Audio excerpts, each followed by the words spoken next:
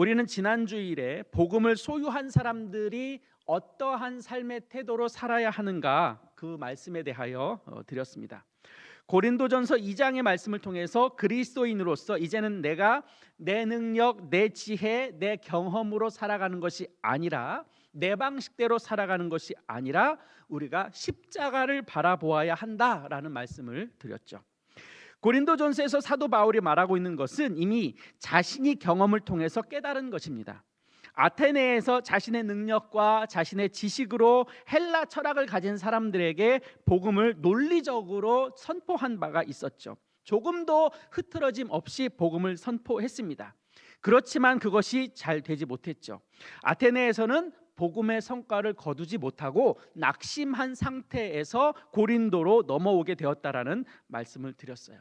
마찬가지로 아테네에서는 교회를 세우지 못했습니다. 그러나 그는 하나님의 뜻을 따라서 고린도에 가서 복음의 진리를 선포하게 되죠. 그때는 나의 지식, 나의 경험, 나의 철학적 사고가 아닌 절대적으로 하나님의 복음의 능력을 의지함으로, 성령을 의지함으로 그들에게 복음을 전했을 때 그들에게 놀라운 성과가 있었다. 그래서 그는 그렇게 담대하게 선언합니다. 내가 너희 중에서 예수 그리스도와 그가 십자가에 못 박히신 것 외에는 아무것도 알지 아니하기로 작정하였다. 이건 지난주에 본문의 말씀이었습니다. 바울은 자신의 삶을 통해서 예수 그리스도와 십자가 외에는 자랑할 것이 없고 나타낼 것이 없고 이 세상을 이겨낼 힘이 그것 말고는 없다라는 것을 선언해 주었죠. 성령의 능력과 복음의 능력만이 자신이 의지하는 것이라고 그렇게 고백하기도 했습니다. 바로 이것이 지난주에 제가 여러분들과 함께 나누었던 말씀입니다. 우리가 어떻게 신앙생활을 해야 되느냐? 십자가를 바라보아야 한다. 오늘은 그것의 두 번째 시간으로 갈라디아서 6장 14절 말씀을 중심으로 말씀을 드리고자 합니다. 14절 말씀은 이렇게 기록합니다. 그러나 내게는 우리 주 예수 그리스도의 십자가 외에는 결코 자랑할 것이 없으니 그리스도로 말미암아 세상이 나를 대하여 십자가에 못 박히고 내가 또한 세상에 대하여 그러하니라. 여기에서도 바울은 그리스도의 십자가 외에는 결코 자랑할 것이 없다라고 선언하고 있습니다. 바로 오늘 본문의 주제입니다. 우리가 어떻게 신앙생활을 해야 되느냐? 십자가 외에는 자랑할 것이 없다. 그것이 바로 오늘 본문의 핵심입니다. 근데 우리 지난주에는 십자가 외에는 알지 않기로 작정하였다. 우리가 십자가를 바라보겠다. 그 말과 내가 십자가 말고는 자랑할 것이 없다라고 하는 그 말은 별반 차이가 없어 보여요. 그 말이 그 말인 것 같아요. 그런데 고린도전서에서 사도 바울이 말하는 맥락과 갈라디아서에서 말하는 십자가 외에는 자랑하지 않겠다라고 선언하는 그 맥락에는 조금 다른 것이 있어요. 그게 뭐냐면 바울이 어떻게 갈라디아서를 쓰게 되었는가에 그것에 대한 맥락을 우리가 알면 조금 다르다는 것을 이해하실 수 있게 돼요. 갈라디아서를 왜 사도 바울이 쓰게 되었는가? 갈라디아 교회는 바울과 실라가 2차 전도 여행을 하면서 갈라디아를 방문하면서 교회를 세우게 됐어요. 물론 이 지역 전체가 유럽에 위치해 있기 때문에 대부분 헬라인들이었죠. 그래서 주로 교회를 이루고 있는 구성원들이 누구였느냐면 이방 사람들, 유대인이 아닌 이방 사람들을 중심으로 교회가 세워지게 됐죠. 그런데 바울이 그렇게 자신이 세운 교회를 돌아보기 위해서 2차 전도 여행 때 세운 갈라디아 교회를 3차 전도 여행을 통해서 이제 그 교회가 어떻게 되었는지 한번 확인하고 점검하고자 갈라디아 교회를 방문했던 겁니다. 근데 갈라디아 교회를 3차 전도 여행 때 방문하고 보니까 이미 그 교회가 복음에서 조금 변질된 모습을 띠고 있었다는 거예요. 잘못된 교리 그리고 잘못된 율법주의가 그 갈라디아 교회에 있게 된 거죠. 바로 그것의 핵심이 뭐였느냐 하면 바로 할례라는 거예요. 아니 이방인들에게 할례는 그렇게 중요하지 않았어요. 유대인들에게 할례가 중요했죠. 그런데 이 할례 문제가 갈라디아 교회 안에 굉장히 엄청난 갈등 요소가 되고 있었다는 거예요. 좀 전에 말씀드린 것처럼 갈라디아 교회의 구성원들은 대체적으로 이방인들이었어요. 헬라인들이었죠. 그런데 여기에 유대인인데 기독교로 개종한 사람들이 이 갈라디아 교회에 들어오게 되면서 그 교회 안에 있는 다양한 문제들이 생겨나게 됐는데 바로 그것의 중심에 할례가 있었다는 거예요. 아시다시피 할례라고 하는 것은 이스라엘 백성들이 하나님의 백성이라는 것을 확증하기 위해서 난지 8일 만에 남자들에게만 행했던 것이 그 할례의 질서였어요. 그것이 유대인들에게는 중요한 거였어요. 예수 그리스도가 오기 전에는 그들은 하나님에게 선택된 백성이라고 그렇게 믿었던 거죠. 근데 왜 선택된 백성이었느냐? 그것의 근거가 창세기 17장에 나오는 하나님께서 아브라함과 그의 모든 식구들에게 할례를 행하면서 할례를 통해서 너희와 내가 언약의 백성이다라는 것을 확증해 주는 그 말씀이 기록되어 있어요. 그것이 창세기 17장에 있는데, 비로소 그걸 행하면서 하나님과 이스라엘 백성 간에 언약이 체결되고, 이스라엘 백성의 입장에서는 할례를 행함으로 비로소 내가 이제 하나님에게 소속된 백성이다, 하나님의 선택된 백성이다라고 하는 것을 확증적으로 받아들이게 되는 거죠. 그렇기 때문에 구약에 있어서 유대인들의 할례는 그만큼 중요한 거였었어요. 혹시 사무엘상 17장에 다윗과 골리앗이 싸우는 장면이 있는데, 그때 다윗이 물맷돌을 들고 골리앗을 향하여 나아가면서 외치는 소리가 있어요. 그게 뭐냐면, 저 할례 받지 못한 백성들을 하나님께서 심판하실 거라는 것을 선언하면서 다윗이 골리앗에게 나가게 되거든요. 그만큼 이스라엘 백성에게 있어서 할례라고 하는 것은 나와 하나님이 특별한 관계다라는 것을 확증해 주는 그런 것이 돼요. 그런데 그런 유대인들이 갈라디아 교회에 들어오게 되면서 이것이 교회 안에 큰 문제가 생겨나게 된 거죠. 유대인들은 할례를 행했는데 이방인들은 할례를 행하지 않게 되는 거예요. 그러니까 이방인들이 볼 때, 하나님께서 선택한 백성은 할례를 행했네, 그러니까 이방인인 우리들도 할례를 행해야 되는 것 아닌가, 그것이 하나님과 그들의 백성 간에 맺은 언약의 증표인데, 그러면 우리도 하나님의 선택된 백성이 되려면 할례를 행해야 된다라는 생각이 이방인들에게 자연스럽게 스며들게 됐던 거죠. 이것이 이방인들에게, 특히 갈라디아 교회에게 있었던 큰 문제였어요. 그런데 이것은 이미 사도 바울이 로마서와 갈라디아에서 유대인들이 생각하는 것이 얼마나 잘못된 것인지를 이미 상세하게 설명해 놓고 있어요. 바울은 하나님께서 아브라함을 선택한 것이 할례 때문이라고 생각하고 있는데, 이방인들은 그러나 사실은 하나님께서 할례를 행하기, 창세기 17장에 할례를 행하기 이전에 창세기 15장에서 아브라함이 하나님이 하시는 말씀을 믿었고, 그 믿음으로 말미암아 하나님은 그에게 의롭다 하셨다라는 그 기록이 창세기 15장에 기록되어 있어요. 그러니까 하나님이 그들의 민족을 선택하면서 할례를 행하기 이미 이전에 하나님께서 그들을 믿음으로 의롭게 여기셨다는 아브라함에 대한 기록을 근거로 사도 바울은 그렇게 이야기를 하는 거예요. 할례가 중요한 것이 아니다, 믿음으로 하나님을 받아들이는 것, 그것을 통하여 하나님은 우리를 의롭게 여기신다라는 이야기를 로마서에서도 했고 갈라디아에서도 하고 있었던 거예요. 두 번째를, 할례를 통해서 유대인과 그 갈라디아 교회에 어떤 갈등이 있었느냐, 할례를 행하게 될 때 헬라인들이 유대인들로부터 받았던 핍박과 어려움에서 벗어날 수 있는 기회가 생겨요. 그게 무슨 얘기냐면, 유대인들이 이방인 헬라인들의 기독교인들에 대해서 모함을 하기 시작해요. 유대인들이 기독교인들에 대해서 로마인들에게 고발을 하면서 로마인들로부터 박해를 받도록 하는 그런 일들을 유대인들이 했어요.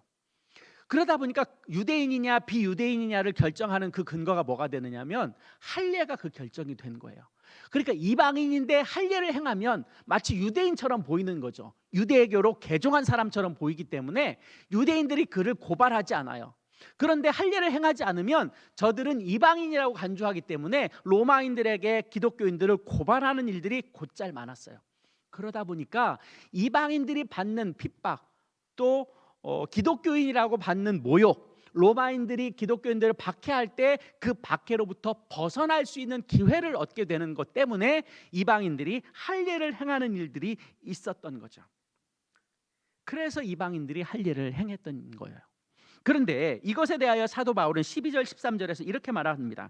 무릇 육체의 모양을 내려하는 자들이 억지로 너희에게 할례를 받게 함은 그들이 그리스도의 십자가로 말미암아 박해를 면하려 함뿐이라.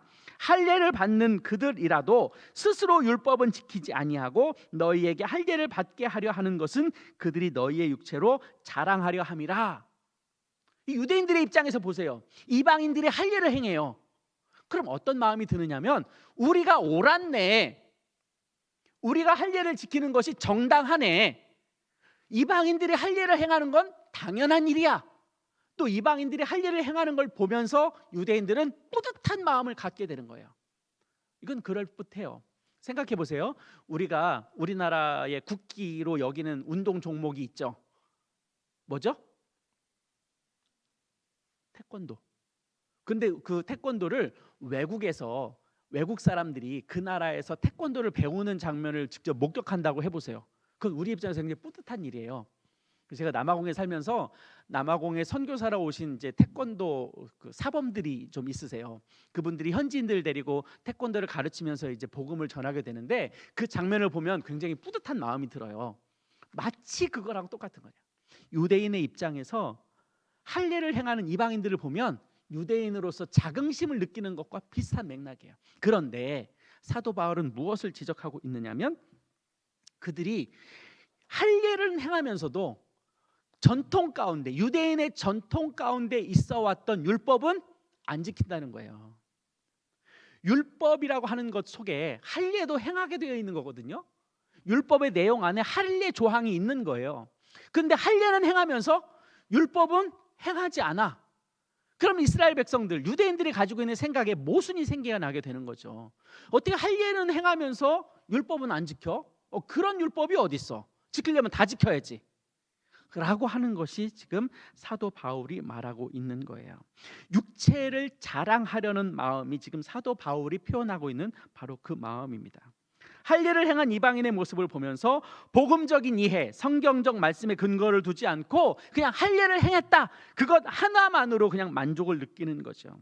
이것은 성경적인 원리와 전혀 관계가 없는 것이라고 지금 사도 바울은 책망하고 있는 겁니다.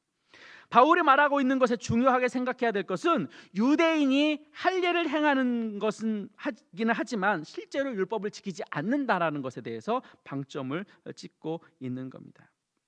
할례를 행하면 다 하나님의 백성이 되는 것처럼 말하지만 그러지 않았어요. 구약 성경에도 하나님의 말씀을 행하지 않는 이스라엘 백성에 대하여 하나님께서 끊임없이 심판하시고 끊임없이 말씀하시고 그들이 하나님에게로 돌아오기를 요청하는 음성이 선지자들을 통해서 성경의 전반적인 내용 가운데 다 담겨져 있는 것이 바로 그것이었어요. 그렇기 때문에 사도 바울은 갈라디아 교회를 향해서 복음에 서야 한다라는 것을 이야기하고 있는 거죠. 이것을 보면서 이 갈라디아 교회가 벌어지고 있는 그 현상을 보면서 지금 이것이 우리의 한국 교회의 상황과도 별반 다를 바 없다라고 느껴지는 것이 있어요. 우리가 실제로 교회 공동체를 이루어갈 때 가장 중요한 것은 믿음의 근거를 둡니다. 하나님의 공동체가 예수 그리스도를 주로 섬기기를 원해서 예배 공동체로 모이는데 그것이 지금 우리 시대의 교회죠. 그런데 그것을 중심으로 이루어 나가는 것이 예수 그리스도에 대한 믿음이에요. 그 믿음 때문에 우리가 교회 공동체를 이루게 되는 거죠. 그리스도인이라고 하는 것은 예수 그리스도가 우리의 죄를 담당하시고 그 담당하신 십자가를 우리가 의지하고 그분께서 부활하신 것에 대하여 우리의 부활 신앙의 근거를 두고 우리의 신앙을 세워가요. 그러니까 우리가 봐야 할 것은 예수 그리스도의 죽으심과 부활이에요. 그걸 통해서 우리의 신앙이 생겨나게 되고 그것을 우리가 바라보고 믿음으로 말미암아 하나님의 의에 이르게 되고 우리는 영원한 나라를 상속받게 되는 거죠. 그래서 우리는 예수 그리스도를 믿는다라는 것을 결단하고 모여진 사람들이에요. 그런데 한국 교회가 어느 순간부터 예수 그리스도를 구주로 믿는 것 말고 다른 것들이 더 영향력을 미치는 상황이 되어가고 있는 것이 지금 상황이에요. 우리는 그렇게 믿고 있지 않지만 세상 사람들은 이렇게 믿어요. 장사하려면 교회 가라. 사업이 잘 되고 싶어? 그러면 교회 가서 등록을 해야 돼. 교인들하고 잘 사귀어야 돼. 그래야 너의 사업을 이루어갈 수 있어. 이것은 안 믿는 사람들이 자기들끼리 하는 이야기예요. 그런데 그 얘기가 어떻게 나왔을까요? 없는데 생기는 이야기일까요? 그렇지 않아요. 그런 일들이 지금 한국 교회에 실제적으로 벌어지고 있는 일들입니다. 뿐만이겠어요? 교회에 돈이 많은 사람들이 능력을 발휘하게 되고 또 더 많은 영향력을 행사하게 되고 또 그것 속에서 서로가 서로에게 세상적인 가치관을 더 확신시켜주면서 확인해주면서 그 능력을 키워가는 것이 마치 신앙생활 잘하는 것으로 비견되는 일들이 꽤 많이 있어요. 제가 예전에 있던 교회인데요, 그 교회는 실내 인테리어 하는 분들이 꽤 많이 계셨어요. 그런데 교회에서 무엇인가를 공사를 하게 되잖아요. 근데 교회에서는 그런 공사를 누구에게 맡겨야 되느냐 때문에 아주 그냥 큰 갈등을 일으키는 요소가 되기도 했어요. 실내 리모델링을 해야 되는데 교회 안에 리모델링을 하실 수 있는 자격을 가지신 분들이 10명이 있다고 보세요. 생각해 보세요. 그럼 누구에게 맡겨야 돼요? 1번에다 맡겨야 돼요? 2번에게 맡겨야 돼요? 3번에게 맡겨야 돼요? 그래서 한 번은 이런 일들을 실제로 했었어요. 한 번은 1번, 한 번은 2번, 한 번은 3번 이렇게 돌아가면서 했네요. 그랬더니 어떤 일이 발생이 되느냐, 저 사람에게는 큰 공사 맡기고 나에게는 작은 공사 맡겼다고 속상해 하시는 거예요. 그래서 한 번은 교회에 있는 성도님들에게 안 맡기고 다른 업체, 외주, 교회인 성도가 아닌 분에게 외주를 맡겼어요. 그렇게 맡기니까 또 주변에서 또 무슨 이야기가 있느냐면, 아니 가급적 하려면 성도님들이 잘 되게 해야지 왜 그걸 밖에다 맡기느냐고. 이게 간단한 일이 아니에요. 원래 교회는 그런 거 하는 거 아닌데, 그게 중요한 게 아닌데, 그것이 어느덧 교회에 있어서 굉장히 중요한 주제가 돼버린 거예요. 비본질이 본질을 몰아내요. 지금 갈라디아 교회가 딱 그거죠. 본질인 예수 그리스도 십자가 앞에 살아가야 하는 그 삶의 공동체가 중심으로 되어야 하는 것이 교회인데, 그것이 어느덧 빠져버리고 할례의 문제가 이 교회의 주제가 돼버린 거예요. 본질이 비본질에게 밀려나는 현상이 실제로 벌어지는 거죠. 성경의 말씀에 근거를 두지 않으면 우리는 겉으로 드러나는 일들로 인해서 교회 공동체가 어려움을 겪게 돼요. 바울이 말하고 있는 것에 대한 중요한 부분이 어떤 것인지를 생각해 볼 필요가 있어요. 유대인들이 할례를 행하기는 하지만 실제로 율법을 지키지 않는다. 마치 할례가 율법의 전부인 것처럼 말하고 있는 유대인들, 그 유대인들에게 현혹되고 있는 갈라디아 교회의 성도들, 마치 할례를 하여야만 하나님의 백성이 되는 것처럼 그렇게 전파되었던 비본질적인 이야기가 본질인 교회를 뒤흔들고 있는 것이 지금 갈라디아 교회에 나타나고 있는 상황인 거예요.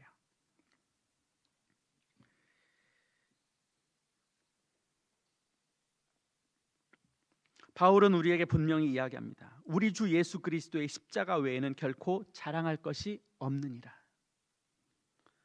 사도 바울이 바보가 아니에요. 미련한 자나 어리석은 자는 더더욱 아닙니다. 그런데 바울이 아는 것이 없어서, 배운 게 없어서, 가지고 있는 게 없어서 십자가 외에는 자랑할 것이 없다라고 말한 것이 결코 아님을 우리는 기억할 필요가 있습니다. 그리스도인에게 있어서 겉으로 드러나는 것은 오히려 신앙의 방해가 될 수 있습니다. 하나님의 뜻에 따라 따라가는데 부정적인 것이 자리를 자리 잡고 있으면 부정적인 것 때문에 우리의 본질이 밀려날 가능성이 얼마든지 우리의 삶 가운데 있어요. 그러다 보니 이 교회를 다닐 때, 신앙 공동체를 이루어갈 때 가지고 있어야 할 것이 굉장히 많아 보이는 거죠. 신앙생활 하려면 돈도 있어야 될 것 같고, 뭔가 좀 사회적인 능력도 있어야 될 것 같고, 또 내가 뭔가 대단한 뭔가가 성도님들에게 보여줄 만한 것이 좀 있어야 내가 성도들로부터 대접받고 인정받고 뭐 그럴 것 같은 마음이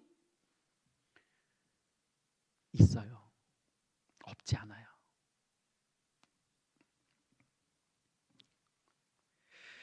이것이 지금 한국 교회가, 어쩌면 우리 교회가 가지고 있는 연약함 중에 하나가 이런 것이 있어요. 사도 바울은 빌립보서 3장 5절에서 8절에서 이렇게 기록합니다. 자기 자신에 대해서 이력을 소개하는데요. 자막 한번 띄워주세요. 나는 8일 만에 할례를 받고 이스라엘 족속이요 베냐민 지파요 히브리인 중에 히브리인이요 율법으로는 바리새인이요 열심으로는 교회를 박해하고 율법의 의로는 흠이 없는 자라. 그러나 무엇이든지 내게 유익하던 것을 내가 그리스도를 위하여 다 해로 여길 뿐더러 또한 모든 것을 해로 여김은 내 주 그리스도 예수를 아는 지식이 가장 고상하기 때문이라. 내가 그를 위하여 모든 것을 잃어버리고 배설물로 여김은 그리스도를 얻고 그 안에서 내가 발견되려 하려 함이니. 우리가 자랑할 것이 많고 가진 것이 많고 무엇인가 다른 분들에게 뽐낼 만한 것이 있다 하더라도 그것이 예수 그리스도와 비견될 수는 없는 노릇이죠. 오늘 본문 15절에서 사도 바울이 갈라디아 교인에게 말합니다. 할례나 무할례가 아무것도 아니로되 오직 새로 지으심을 받은 것만이 중요하니라. 갈라디아 교회를 어수선하게 만드는 할례를 행해야 된다, 하면 안 된다, 이런 시끄러운 논쟁과 말다툼에서 사도 바울은 할례가 중요한 것이 아니다, 할례가 구원을 이루는 것이 아니다, 우리의 구원을 이루는 것은 오직 예수 그리스도뿐이며 그 구원은 오직 예수 그리스도께서 지신 십자가를 통과하여야만 우리에게 구원이 허락되는 것이다 라는 것을 분명하게 선언해주고 있어요. 그러니 그리스도인에게 있어서 예수 그리스도 십자가 말고 무엇을 주장할 수 있다면 그것은 우리가 자랑할 것이 못 되는 거예요. 결론입니다. 그래서 우리는 예수 그리스도의 십자가 외에는 자랑할 것이 없습니다. 우리의 구원의 근거가 되는 예수 그리스도의 십자가를 우리는 바라볼 뿐만 아니라 그 십자가 앞으로 날마다 우리의 삶을 걸어가야 합니다. 감히 그 자리에 나의 기득권과 나의 능력과 나의 그 어떤 것을 자랑할 수 없어요. 어쩌면 우리 청년들은 그런 마음이 드실 수도 있겠어요. 아유, 내가 뭐 자랑할 만한 게 뭐 있어, 난 아직 학생이고 내가 뭐 해볼 만한 게 뭐 있어, 이제 겨우 직장을 잡은 그 정도밖에 안 되는데, 아니요, 어쩌면 우리들의 마음 가운데 내가 이 교회에서 얼마나 오랫동안 신앙생활을 해왔고 내가 얼마나 청년부를 지켜왔느냐에 대한 그 자랑이 우리 마음 가운데 있을 수도 있어요. 그것이 결코 십자가보다 우선할 수 없어요. 내가 오늘을 살아가는데 내가 얼마나 신앙적으로 좋은 이력을 가지고 있느냐는 중요하지 않아요. 나는 오늘 주님 말씀 앞에서 순수하게 정직하게 살아나가려고 하는 그 마음이 우리에겐 더 중요한 거예요. 그 믿음이 우리에게 필요한 거예요. 내가 지나온 시간 동안에 얼마나 내가 하나님과 동행했느냐 중요할 수 있어요. 그것이 우리에게 충분히 자양분이 되는 건 확실하니까요. 그러나 이것이 우리의 우상이 되면 안 돼요.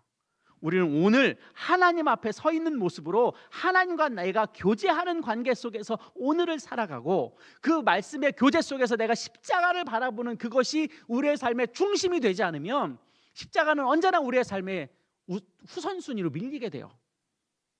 우선순위를 우리가 분명하게 설정해야 하는 겁니다.